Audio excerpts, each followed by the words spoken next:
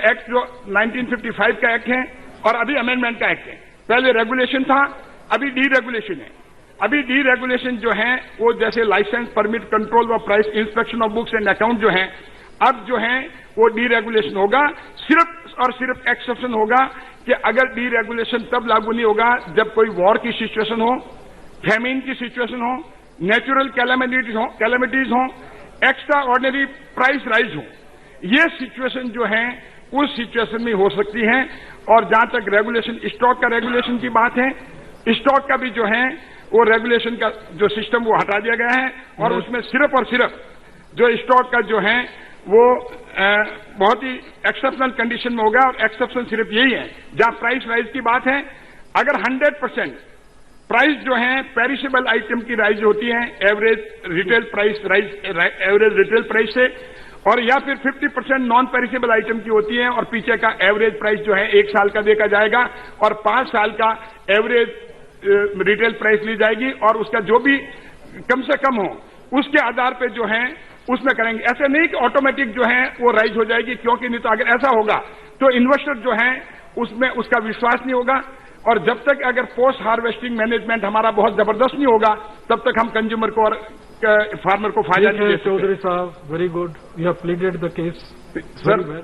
अभी मेरा क्या, I am first speaker sir, time है सर। स्टॉक लिमिट की जहां तक बात है सर, स्टॉक लिमिट में जहां तक प्रोसेसर और वैल्यू चेन पार्टिसिपेंट्स हैं वहां पर उनके इंस्टॉल्ड कैपेसिटी तक जो है वो चल सकता है। और एक्सपोर्ट है, डिमांड फॉर एक्सपोर्ट जितना होगा उसके लिए स्टॉक लिमिट का अगर लागू होता है तो उस तक हो सकता है।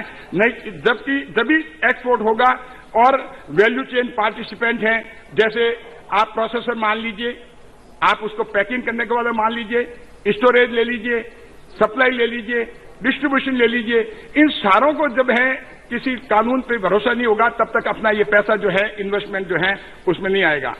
तो ये अमेंडमेंट जो है वो सारे के सारे स्टेक होल्डर्स के इंटरेस्ट को बैलेंस करता है। और चाहे सारे के सारे जितने भी, चाहे वैल्यू चेन पार्टिसिपेंट हों और चाहे प्रोसेसर हों, चाहे एक्सपोर्टर हों, चाहे कंज्यूमर हों, चाहे फार्मर हों, ये सारे के सारे जो हैं। और इसमें जो एक्सेसिव रेगुलेशन जो था पहले, उस रेगुलेशन कम होने की वजह से एक ट्रस्ट और एक विश्वास पैदा हुआ है, सरकार में होगा, इस कानून में होगा, जिससे कि इन्वेस्टर सामने आकर करके उसमें पैसा लगाएगा। जहां तक स्टॉक लिमिट की है, मैंने आपको बताया कि क्योंकि 100% पेरिशेबल और 50% नॉन पेरिशेबल के लिए वो भी प्राइस ट्रिगर जो है उस कंडीशन में होगी जबकि एवरेज उससे जाएगा, लेकिन ऑटोमेटिक नहीं होगा। और मैं ये भी बताना चाहूंगा कि फार्मर को एक चॉइस होगी। जहां तक मैं ये बताना चाहूंगा कि जहां पर फ्रीडम ऑफ ट्रेड की बात, freedom of trade and commerce की बात है, फार्मर्स को अब चॉइस होगी कि वो अपना जो है अपना प्रोडक्ट जो है वो अपने डोर स्टेप पे बेच सकता है, उसको नोटिफाइड मंडी में जाने की जरूरत नहीं होगी। तो उससे जो है कम से कम ये होगा कि स्टॉक होल्डर जो है वो उसमें जाकर करके भाग ले सकता है। और उससे वजह से एक just I am concluding sir, I am concluding. और उसके सबसे बड़ा फायदा ये होगा सर कि इसमें जो किसान जो हैं पहले हमारे मंडी में जाने के लिए मेल होते थे, अब इसके साथ साथ इस एसेंशियल कमोडिटीज एक्ट के साथ में जब फ्री होगा ये सारा, तो हमारे women, vulnerable communities, SC ST वो लोग भी जो हैं उनकी जो है संख्या भी बढ़ेगी, जो किसानों में उनको भी जो है आय मिलेगी, उनको भी फायदा होगा। तो आज हम देखते हैं, मंडी की बात भी एक बार ले लें हम, तो आज जो है उस किसान को बोली से मुक्ति मिलेगी। जब भी वो मंडी में अपना लेके जाता है तो हमारे गांव में कहते हैं कि बोली किसकी लगती है, जो कि लिक्विडेशन में आ जाता है, 2 दिवालिया हो जाता है। लेकिन आज तक हमारा सिस्टम, चाहे APMC, एक कॉलोनियल टाइम से जब से चल रहा है, उसका स्ट्रक्चर APMC का कॉलोनियल टाइप से था और वो 1938 का जो बिल है उसी के आधार पे ये चल रहा है और उसी के आधार पे हम अभी भी चला रहे हैं।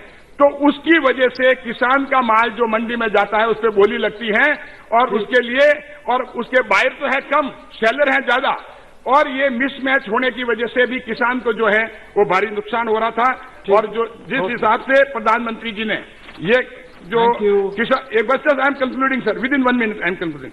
तो ये जो सारा का सारा अगर देखा जाए, चाहे कॉन्ट्रैक्ट फार्मिंग का हो, किसानों को जो है सही कीमत मिलेगी। और मैं ये भी बताना चाहूंगा कि जो अभी लॉसेज जो होते हैं वेस्टेज, 1 साल का लॉसेज जो किसानों को, चाहे प्याज हो और चाहे टमाटर हो, हम देखते आए हैं कि वो सड़क पे फेंकता है, क्योंकि जब बम्पर क्रॉप हो जाती है, क्योंकि आगे बोटल नेक है, और बोटल नेक एसेंशियल कमोडिटी का है, क्योंकि वहां स्टॉक जो है लिमिट होता है, उसमें जो इन्वेस्टर वो आता नहीं है। अगर इन्वेस्टर आ जाए तो उसको टमाटर और प्याज जो है किसानों को सड़कों पे नहीं फेंक करके, और वो जो है स्टोरेज में, वेयर हाउस में और कोल्ड स्टोरेज में इन्वेस्टर आएंगे और एक्सपोर्टर भी आएंगे। तो इसीलिए ये प्रधानमंत्री मोदी जी की सोच है कि किसानों को, धन्यवाद, और महिलाओं को, गरीबों को, और चाहे एससी एसटीओ सभी किसानों को फायदा कैसे मिले, और देश के 130 करोड़ कंज्यूमर हैं उनको फायदा कैसे हो। इसीलिए मेरा कहना है ये बिल जो है बहुत ही महत्वपूर्ण है। इन्हीं शब्दों के साथ बहुत बहुत धन्यवाद। धन्यवाद mister. Thank you chairman sir, मुझे मौका देने के लिए। मेरे से पहले वक्ता जो मेरे से बहुत सीनियर है चौधरी साहब, उन्होंने बिल्कुल सही कह दिया कि ये तीनों जो फार्म ऑर्डिनेंस हैं, एसेंशियल कमोडिटी, जो ट्रेड, कॉमर्स और जो कॉन्ट्रैक्ट फार्मिंग वाला, वो तीनों